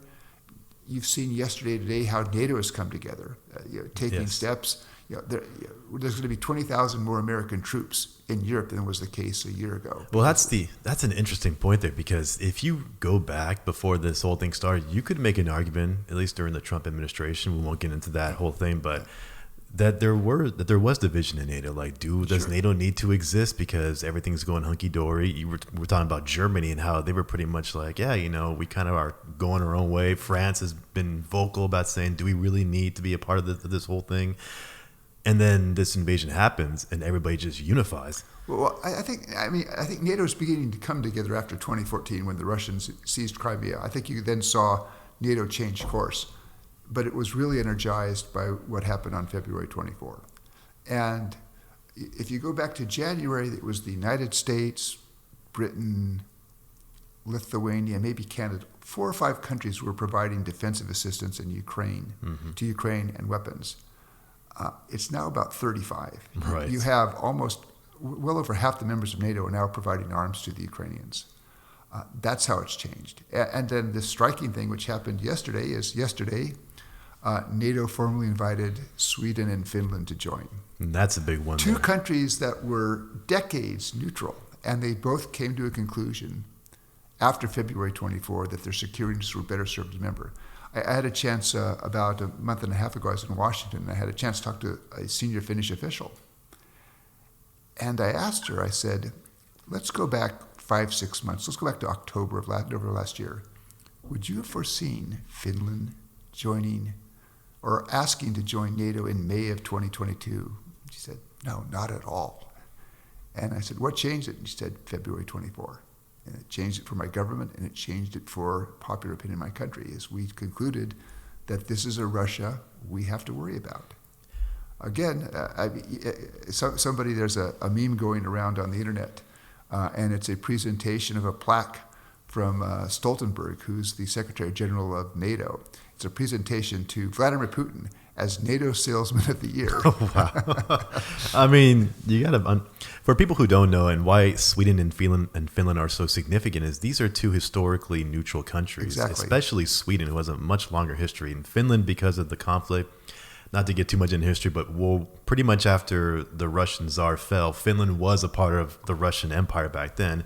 Split away, say we want our own country. Here comes World War II. Stalin says, no, we want you back. They get into a conflict, and then they basically have a ceasefire at that point and say, here's your new borders, Finland, you're your own country. So Finland shares, what is it, a 400-mile border? 800 miles. 800-mile border with Russia. And granted, it's the northern part of Russia, but the significance is, I think, Murmansk, which is that northern part of Russia where, is that the Arctic fleet is based there? Yeah, the Russian Arctic fleet, a lot of their ballistic missile submarines, so it's an important area. But it was interesting because before, when there were rumors that the Finns and the Swedes were getting ready to, or were reportedly considering this, you saw all the pundits in Russia saying, we'll show them, this is going to mean, we'll have nuclear weapons on their borders and such. And in the last few weeks, when Putin's been asked about it, Putin's actually been quite mild and said, well, it's not a big deal. Now, they do say, if NATO puts infrastructure on those countries, we'll have to do something. But already you can see NATO or Putin modulating the rhetoric. And I think part of it is, Putin right now has probably something like 70 to 75% of his ground forces tied up and bogged down in Ukraine. He doesn't have a lot of capability to be making conventional military threats. 75% of his ground forces are in Ukraine, and this is Of the fighting forces. So fighting. Okay. The organizational structure the Russian army uses is called a battalion tactical group. It's probably about 800 to 1,000 men. There were about 170 in the Russian military across the country, and about 125 to 130 of them have either fought in Ukraine, are fighting in Ukraine, or are recovering from their fighting in Ukraine. So it's a pretty good chunk of the Russian military that's tied up there. So of all that, that means 25 or so percent of the Russian military is responsible for protecting Siberia, the border with Finland, and you can't even, how does that even work? Yeah, I mean, the Finns point out, they said, actually, today the Russian military threat to Finland is less than it was 5 months ago because the Russians have drawn down forces near Finland to go to Ukraine. Something like half of the Russian military from the Far East Military District, this is the force to defend Russia against China, is now in Ukraine. This has been an operation, again, that I believe at least the Kremlin didn't understand how difficult it was going to be. But even Western experts, when the war broke out and they said, if you're looking at the Russian military force, estimated 150,000 to 200,000 troops, and you look at the size of Ukraine, you say, that doesn't seem like a number that would be big enough to take and occupy all that. And that was at a time, they were saying that, when the expectation in the West was that probably Ukraine would lose quite quickly. I can recall talking to people, and our thought was that the Russians might take a fairly large portion of Ukraine, and then the Russians would then have to deal with the resistance, the guerrillas, the insurgencies that would follow. Mm-hmm. But again, I've been surprised pleasantly by just how effective Ukrainian defenses have been. And part of it reflects the fact, and the Russians, by far, they have the more modern equipment. They have more air power, they have more artillery. But it comes down to the intangibles, and its will. And there are a lot of Russian soldiers who are now in Ukraine fighting, and I think they're thinking, why the hell am I here? And the Ukrainians who are fighting, they're fighting because they say, this is a war that is existential. If we lose this war, we lose our democracy, and we lose a vision that is pretty compelling for a lot of Ukrainians, particularly the young Ukrainians, which is they want to become a normal European state, kind of like a big Czech Republic. And they see that all being erased if the Russians win. So that difference in will is huge. And if you look over the last 3 months, it's made up for it's offset a lot of the advantages the Russians have in terms of modern equipment, more ammunition, more artillery, and things like that. And the Russians do have a significantly fairly good air force, and it doesn't seem like they can really use it here because this is mostly a guerrilla war. Am I correct? Well, it's not a guerrilla war, but it's just, this is the big mystery. I mean, most people thought that the Russian Air Force would very quickly establish air supremacy over Ukraine. And again, this is one of the surprises, is first of all, they didn't do, had there been a similar conflict and using American tactics, you probably would have first seen days or weeks of air power to destroy targets, to basically prepare the battlefield. They didn't do that. And again, somebody commented once, if you look at Russian military operations, the air support that they saw was like 1 aircraft, 2 aircraft. They weren't operating in large formations, which would be the standard for the United States or NATO. And they haven't shut down the Ukrainian Air Force. So the Ukrainian Air Force doesn't fly a lot, but it still flies every day. And the Ukrainians still have the capability to shoot down Russian planes. So a lot of the Russian planes are not venturing over Ukrainian lines. A lot of these cruise missiles, for example, they're being launched by bombers that are flying over Russia or the Black Sea that are way away from Russia. So the planes themselves are not at risk. Gotcha. So yeah, I mean, the idea of these Bigs or Sukhois coming in and just leveling towns, that's not really, it's a threat, but that's not really one that they're taking. Yeah, most of the stuff, I believe, from what it's artillery. It's artillery, it's surface rockets, and you saw the tragedy just a couple days ago where a Russian rocket hit a shopping mall. Right. And the dead now are number more than 20. There's still, I believe, something like 50 people missing. And there's a real question there. Because, and you've seen a lot of these cruise missiles and rockets hit apartment buildings. And again, I'm not smart enough to know the answer. Is that because the Russians deliberately targeted those targets, civilian targets? That's a war crime. Right. Or is it because these so-called precision weapons that the Russians have don't work that well? And there was an American Pentagon official about 3 months ago said, we think 60% of the Russian weapons are just missing their targets. I still believe that's a war crime. If you're going to be firing missiles like that, you have an obligation to ensure that it can hit the target and you're not knocking down shopping malls or schools or apartment buildings. Do you think that there's anything done on the Ukrainians' part that's emphasizing from the Ukrainian military side saying, are we using civilians to say, hey, the Russians are killing them, but really we're not helping our own civilians, or maybe we bomb a target in Ukraine, say it's Russia, and everybody believes it? Do you think that's going on to the extent? I don't think the Ukrainians are doing that kind of false flag operation. False flag, that's a good term. Yeah, where you do something and say the Russians did. I don't think they're doing that. Are there some war crimes? I mean, there was a very disturbing video a couple months ago that showed Ukrainians, they'd captured 4 Russians and they were shooting each Russian in the knee. Now, the Ukrainian response was the right one. They said, this is wrong, we will investigate. I haven't seen whether that investigation is what they actually do, right. Yeah, what they've actually done. But at least, for the Ukrainians, I think there's also an understanding that war crimes by the Ukrainian military would erode Western support. Mm-hmm. And they understand that they need that Western support to continue the supply of ammunition and artillery and things that are going to give them the tools to basically push back against the Russians. Gotcha. I'm not saying it's not happening, but if it is happening, they have to squash it because... Yeah, and if it's happening, I think it's happening on a very different scale than what the Russians are doing. And this, again, may be another Russian miscalculation.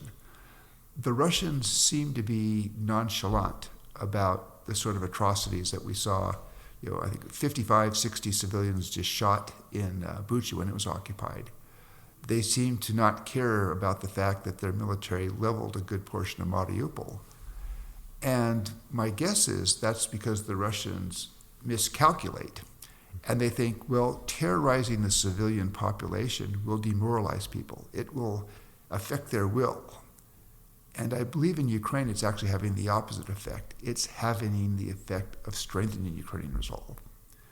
So that today, my guess is that if Zelenskyy, who early on was prepared to negotiate, I think today Zelenskyy, if he did get into a negotiation, which the Russians so far, to my mind, have not been prepared.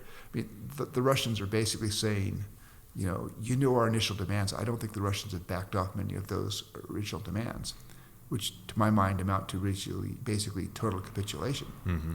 But if we're Zelenskyy to try to negotiate, I believe his negotiating space would be more narrow than it was 3 or 4 months ago, because of the anger of the Ukrainian population against the Russians. And that limits it. So concessions he might have been able to make back in early March, mm-hmm. He may not want to make them now, but even if he wanted to make them, he may not be able to sell that to his own population. And again, that to my mind is because the Russians have miscalculated, and they think these tactics of indiscriminate bombing and atrocities and basically war crimes are going to work to their benefit, and they're in fact doing the exact opposite. He's pretty much like their Churchill, like he is that wartime president. And I don't think anybody expected this. He was an actor. Who would have thought that guy would have been? I remember a conversation with some other Ukraine experts. We were on a Zoom back in January, and it was like, how does Zelenskyy respond? Because remember, he didn't like the fact that the U.S. was publicly saying the Russians are going to invade, mm-hmm. and how is he going to respond? And he really has been exactly the leader that Ukraine needed. And again, it probably was very clear about day 3, where, according to the press reports, and I have no reason to doubt these, both the United States and Britain said, we will evacuate you, get you to a place either in Western Ukraine or where you can set up a government exile. And Zelenskyy's response reported was, I don't need a ride out of Kyiv, I need ammunition. That was a big statement. And this is where, like, being an actor because you know how to tap into people's emotions, works so well for me. And it worked for Arnold Schwarzenegger when he ran for governor of California. It worked for Trump, whether you agree with him being president or not. That's exactly the kind of mindset that people sort of fall in, because it works in movies. You know how to act. You know how to get people's trust. You get that emotion going, and people want to follow you.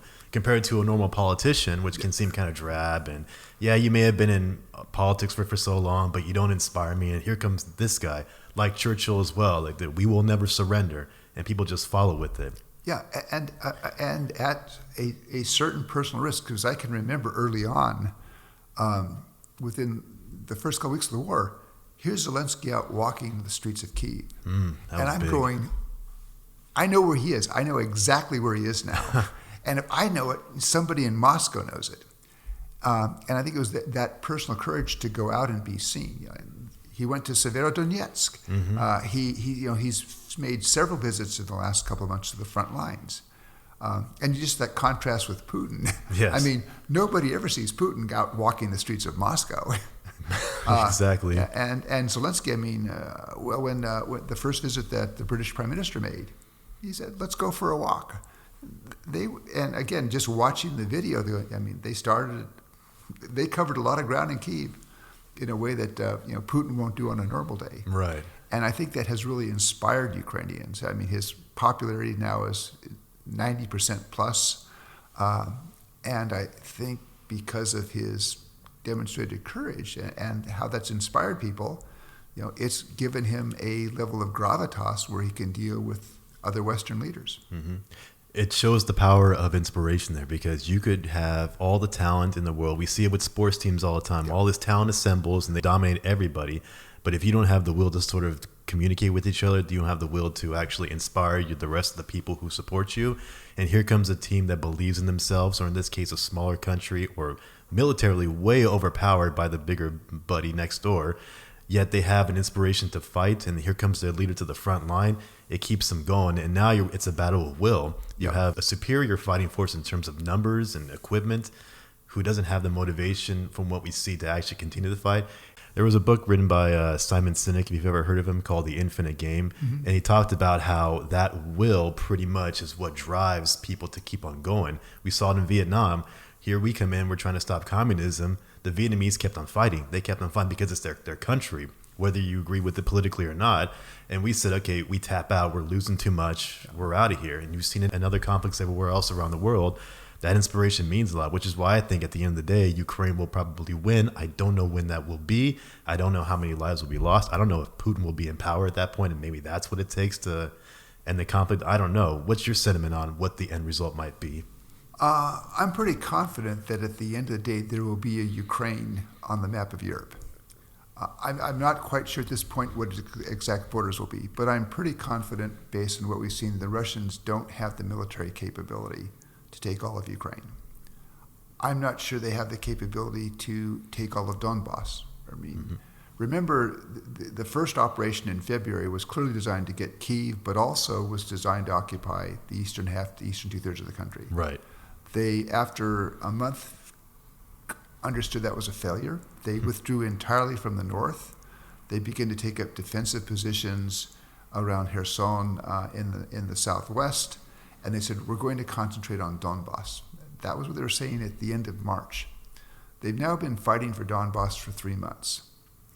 It looks like they've captured all of Luhansk, or they're close to capturing all of Luhansk Oblast after 3 months. Mm-hmm. They still haven't captured, and they'll still have a large piece of Donetsk Oblast to capture.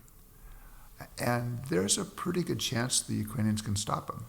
I thought it was interesting, the Director of National Intelligence was asked her expectation, and she seemed to think this is going to settle down into a war of attrition. And a number of people much smarter about military things than me, they look at the Russian military and they say it's about to culminate, a phrase which means it just runs out of steam, where the combination of casualties and bad morale and loss of equipment basically make it hard for that military to sustain a major offensive.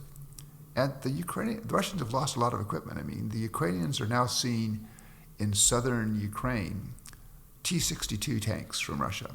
These were built in the 1960s. That's how deep the Russians are digging into their reserves now. So if the Russian offensive culminates, the question then is, will the Ukrainians have the wherewithal to mount, and they've mounted some counterattacks. Could they do that, then switch over to a major counteroffensive to push the Russians out? I'm not sure the Ukrainians can do that. So you get this war of attrition that could go on for months or even longer. And then the question becomes, at what point does one side say, this has become so painful that I'm going to try to seek a way out, it's time for a serious negotiation. Mm-hmm.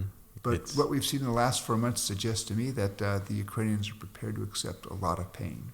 Yeah, if you're a believer in game theory, it's pretty much what it is here. You have the Russians or the Russian government who's playing the finite game. We're playing to win, and the Ukrainians are playing the infinite game. We're playing to keep the game going, and who's going to win at the end of the day. And that's, I mean, again, for the Ukrainians, if the Ukrainians lose, it's game over, it's existential. Russia can afford to lose the war in Ukraine, and it won't be existential to the Russian state. If the Ukrainians push the Russians out, they're not going to launch a drive on Moscow. They're going to settle for just having their territory back. The question is, if the Russians lose, it may not be existential for Russia. Would it be existential for Mr. Putin's term in office? That's the big thing, because if they lose meaning getting pushed out of Ukraine back to their own borders, does he keep power at that point? Because it's a big L on the face of Russian pride that we pretty much lost this war here, and you, Vladimir Putin, are our president. What happens there? Or do you think that maybe he's out of office before this whole thing gets settled, whether that's a coup or he passes on because I know he has health issues? If you were to choose which one it would be, what do you think it would be? Yeah. Now, just as I think there's a small but non-zero chance that the Russian public turns against the war, and that may cause a rethink in the Kremlin, there is a small but non-zero chance that the inner circle in the Kremlin says this war the costs are too much in terms of we're losing too many soldiers, our military is getting decimated, and lots of equipment losses, the sanctions, we're driving the West together, this is a disaster. And then does that inner circle decide it's time that Mr. Putin retire to a dacha somewhere outside of Moscow? I wouldn't say it's a big possibility, because most of the people in that inner circle are like Putin. They have a similar world outlook, a similar world view. And if you're one member of that group and you come to a conclusion it's time to retire Mr. Putin, the most consequential question you'll ever ask anybody else is when you ask somebody else in the inner circle, do you agree with me? Yes, yeah. That could be a career-ending decision. You're going to get the right answer. Right. Exactly. But again, I don't exclude that possibility. There's also the health question. Again, there's a lot of us being asked the question, we're all 6,000 miles away. Right. We've never examined Putin. We don't have access to medical records. He does look a little bit different. I mean, there are puffy face. People say, is that a result of some treatment? I believe that Putin is still generally rational in terms of calculating costs and benefits. But I believe it's not the Putin that we had 15 years ago, that he is now a bit more emotional when it comes to Ukraine, angry. And perhaps that anger, that emotion is clouding his ability to take a hard look at costs and benefits. Did you interact with them when you were in Moscow? I only met Putin twice, both when I was sort of, a junior member of delegation with President Bush, once in Moscow and then once, I think it was in Genoa at a G8 summit when we still had the G8. Now it's G7. Before the Russians were kicked out, it went Right. to G7. And these were all more than 20 years ago. So it's hard to say. And then at that time, he still seemed to be a bit more tentative. Again, he was only in office for a couple of years at that point. Right. In your opinion, if you could put your finger on it, do you see a path here where Putin can save face, get some sort of a victory, keep his hold on power, and still say that he accomplished his mission? Is there a path there where pretty much it's not happening? There's a path that they may think they see in the Kremlin. Because since the end of March, they've said the goal is really, it's about the protection of the Donetsk and the Luhansk People's Republics. So if they could take all of that territory, with the Russians then holding that territory and then the parts of southern Ukraine that they've occupied that are not part of Donbass, would they then say, okay, we have succeeded. The special operation, military operation, was a success. We can now protect the Donetsk and Luhansk People's Republics. I call them the so-called People's Republics. Right. And we have now succeeded. The problem that the Russians have is they can declare victory and we want to end it. And what do they do when the Ukrainians say, no, it's not over? Yeah. And I don't believe that even if the Russians get all of Donbass, that it will be at a point where Zelenskyy, and as importantly, the Ukrainian public say, it's over. They'll continue fighting. And so this is the dilemma that the Kremlin may not fully understand based on all of the misunderstanding of Ukraine that they've demonstrated over the last 5 months, that their desire to come up with some kind of a thing, say, victory, we've won, we can end it, we can go home, it's dependent on the Ukrainians accepting that victory. Right. And I don't believe the Ukrainians are prepared to accept that. I mean, the only thing that I could ever see is if you take the ethnic Russians in Luhansk and Donetsk who really want to be a part of Russia, if you repatriatize them, I guess, into Russia and say, come over here to our side of the border, and that way you can say, well, the more Ukrainian national, or the people who want to be a part of Ukraine are still here, but the people who want to be a part of Russia, I get it's their home, and then you wouldn't want them to leave, but could that be a path? Yeah. Well, it's interesting. I mean, when I was in Kyiv in late January, a fairly senior Ukrainian politician made an interesting observation. And what they said is, if we get Crimea back and we get the occupied portion of Donbass back, there is a problem for us politically in that we bring 3 to 4 million pro-Russian voters back into our political system. And that can be disruptive. Mm-hmm. Now, that's a question the Ukrainians have to sort out. Do they want that? I mean, or at the end of the day, would they be prepared to say we can accept, some territorial change? Right? It was interesting. The Ukrainians made a proposal on Crimea, I think about week 3 of the war. They said, we are prepared to commit not to use force to get Crimea back. And we are prepared to say now that we will work with Russia, but there'll be an end point. And I wonder if that was perhaps a way to open up a compromise on Crimea. Right. But it's one of those things that Zelenskyy may have been prepared to offer that back in early March. I'm not sure he could offer that kind of compromise now. Gotcha. Because of the hardening of the Ukrainian public attitude. That makes sense. Yeah, I'm not sure how this is going to end up when all is said and done and the dust is settled. Either it's going to be Putin is no longer president and whoever comes in says, all right, we're ending this now. I'm for the Russian people. This is better for us to leave it. Or if something else happens, it's hard to answer that actual question there. So. Yeah, and this is where I believe it's important. And I think so far the West has done a good job of demonstrating solidarity with Ukraine, demonstrating readiness to support Ukraine, including at a fairly expensive level, economic support so that they can continue to go, even though their economy has been hugely disrupted. Right. The continuing flow of weapons.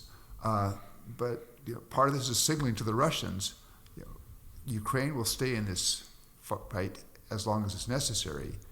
You guys in Moscow and in the Kremlin need to think and recalculate, can you find a way out of this? But you need to know that you're not going to get an easy victory. Unbelievable, yes. We've had a great conversation, almost 2 hours now, talking about Ukraine and Russia. And like I said, you've taught me a lot about the situation that I never would have known about. And if you just watch the news over here, most of what we talked about you would never see, whether it's not because it's not juicy enough to make it on CNN or whatnot, or because it's too long and drawn out. But it makes sense to see the history of how this whole thing happened and what the future is and how it does affect everybody over here in the United States. You may not be there to see the front lines, but the ripple effects of how this is actually going on through Europe and then through us actually can hurt Americans in the pocketbook. Sometimes you can't really see it that way. I had a couple quick questions for you. I know they're not your area of expertise, but the first one was Taiwan. How do you see this whole thing impacting how our relation with China is? And what have you heard from your fellows at Stanford? Yeah, well, I actually asked one of my colleagues at Stanford early on, okay, the Russians have now invaded. Washington is focusing on Ukraine, Taiwan. And the answer was interesting. The answer was the Chinese, and this is from somebody who thinks that the Chinese might well be prepared to use force against Taiwan. But the answer was The Chinese have their own timeline. Yeah. And this is not going to accelerate that. But I guess I would argue that to the extent, my guess is the Chinese are watching very closely how the West is handling this. Right. What they're seeing is a fairly strong response to the Russians in terms of assistance going to Ukraine, weapons going to Ukraine. There's like 35 or 40 countries in the world now providing weapons and defensive assistance to Ukraine. The harsh sanctions, the effort to politically isolate Putin. And that has to figure into their calculation. When they do the cost-benefit analysis of going after Taiwan, do they begin to think, well, okay, that the West may well be prepared to help Taiwan defend itself? There may be economic sanctions. Now, I think the kind of economic sanctions imposed on Russia, if imposed on China, would do a huge amount of pain to the Chinese economy. Wow. And would probably also do a huge amount of pain to the Western economy. Yes, yeah. How much of our products we get from China? Exactly. Yeah. And but again, to the extent that the West has shown fairly strong resolve to be supportive of Ukraine, my guess is that factors, from an American view, in a positive way into Chinese calculations. They now have to calculate that, looking at a conflict with Taiwan, they could face a fairly strong Western reaction. They also might learn some things from the Russians, is that the Russian military had a game plan that quickly went awry. And they're looking at, to go after Taiwan, they've got to cross more than 100 miles of open water, put an invasion force on the island. Maybe they're thinking, okay, what if our plans, meet a reality and go awry? Does this thing become more complicated than we assumed? Right. Certainly the Russians are finding out that taking part of Ukraine is much more complicated than, my guess is, their planning assumptions were back at the beginning of February. Right. And I'm not an expert on Taiwan, but I'm just curious what the sentiment is in Taiwan about if the Chinese come in, would they be, I kind of think they would not be seen as liberators, but, would the guerrilla effort in Taiwan be enough to drain the Chinese, or would they just keep throwing bodies at it until it squashes it? Yeah, that's sort of beyond my level of expertise. Be interesting to see what the future is over there, especially because it's more of a direct U.S. involvement, with just our history with Taiwan. The last thing I want to ask you really quickly, we just had a major Supreme Court ruling that came down a week or so ago, and it's pretty much divided the country. The Roe V. Wade being overturned. I know it's not your area of expertise, and regardless of how personal opinions are or religious benefits, what's been the sentiment that you've been hearing from some of your fellows about how this court pretty much interprets the 14th Amendment, or maybe some things that you've heard on Capitol Hill with some of your friends? Yeah, I was actually up in a cabin with That's right. my wife and 4 other friends when we were up hiking near Mount Shasta. So I haven't had a lot of connectivity with people, but I personally worry about it. I think the whole abortion issue is a very delicate issue within the United States with strongly held views on both sides. Roe versus Wade, to my mind, was a reasonable compromise. It went for 50 years, and I think the Supreme Court has opened up a real can of worms that you're seeing now with all of these lawsuits that are being filed, either to stop new laws or to accelerate new laws. Unfortunately, I think this is going to take a very delicate situation that seemed to be somewhat controlled, and it's going to become a much more divisive issue at a time when I don't think America needs more divisive issues. We really don't at this point. And I don't know if the solution is just keep the fight up in the federal government and say this has to be a federal thing that you have to oversee, or if it should be delegated to the states and says each state you decide what's best for your state. And if you're in a state that's maybe very anti-abortion, if there's enough sentiment there of people saying we want it, then the people will vote in the representatives who will elect it. Now, in the cases like California, things aren't going to change. We have very more liberal abortion laws, and it's not going to go anywhere with the voting population here. But if you're in a state that is very pro-life, then if you want to change it, there has to be the sentiment for people to go out and vote, people to go and say, we want this change.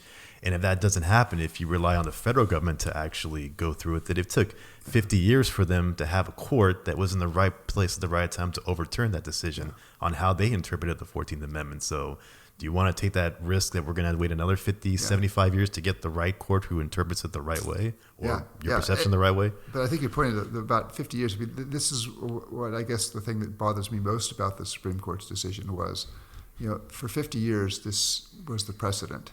For 50 years, I think it did probably about as good a job as one could have had in terms of providing a legal framework that kept this issue from boiling over.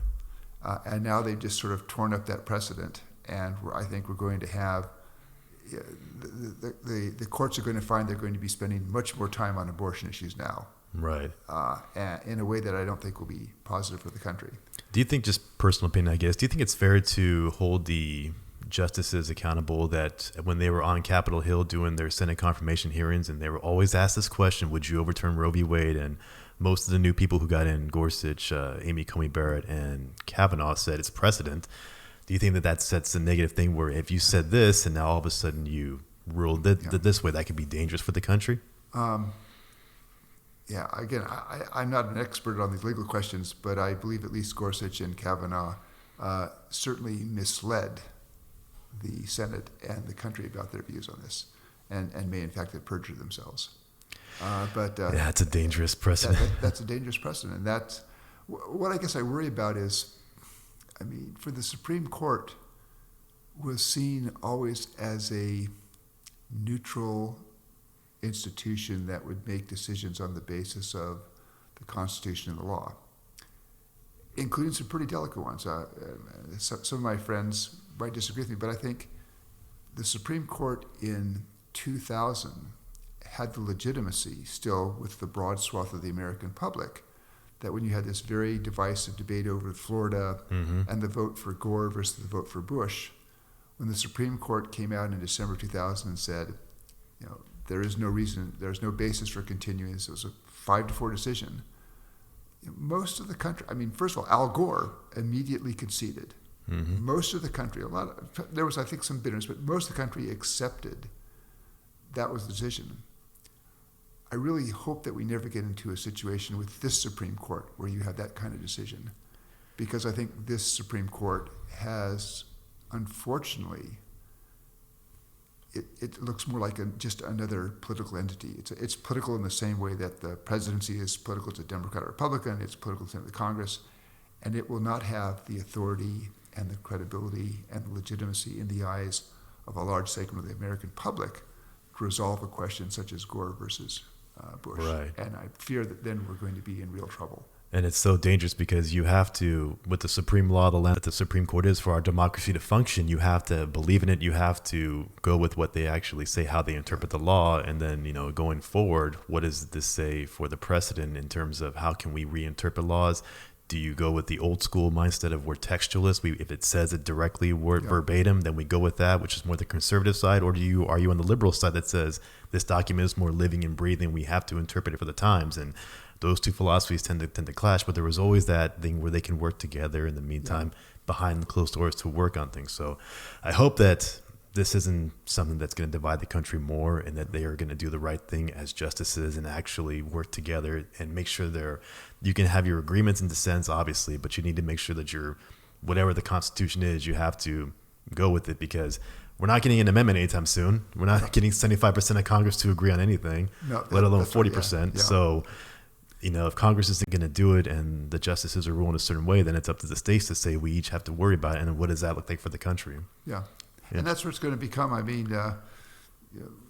People have to be serious about voting, and that's whether Republicans or Democrats.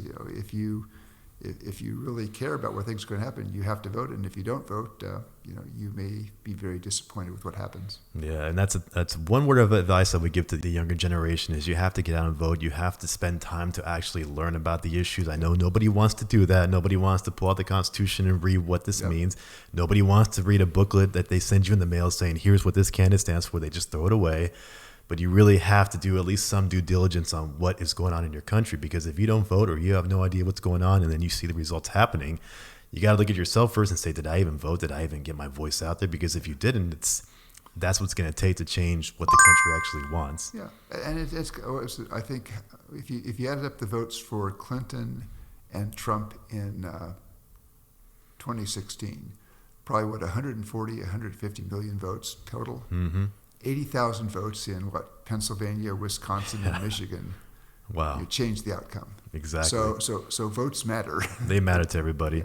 This has been a great conversation, Stephen. Thank you again for coming out. How can people get a hold of you if they have questions or they want to follow what you're doing at Stanford now? Yeah, Mike, I'm at spifer at stanford.edu, spifer at stanford.edu. Great. Is it okay for people to reach out to you via email? Sure. I'm an affiliate with the Center for International Security and Cooperation there, at least for the coming year. And happy to get emails, and I will try to respond the best I can. Great information. Thank you, Stephen. Thank you, everyone, for watching, and you guys have a good day. Thank you. Thanks, Mike.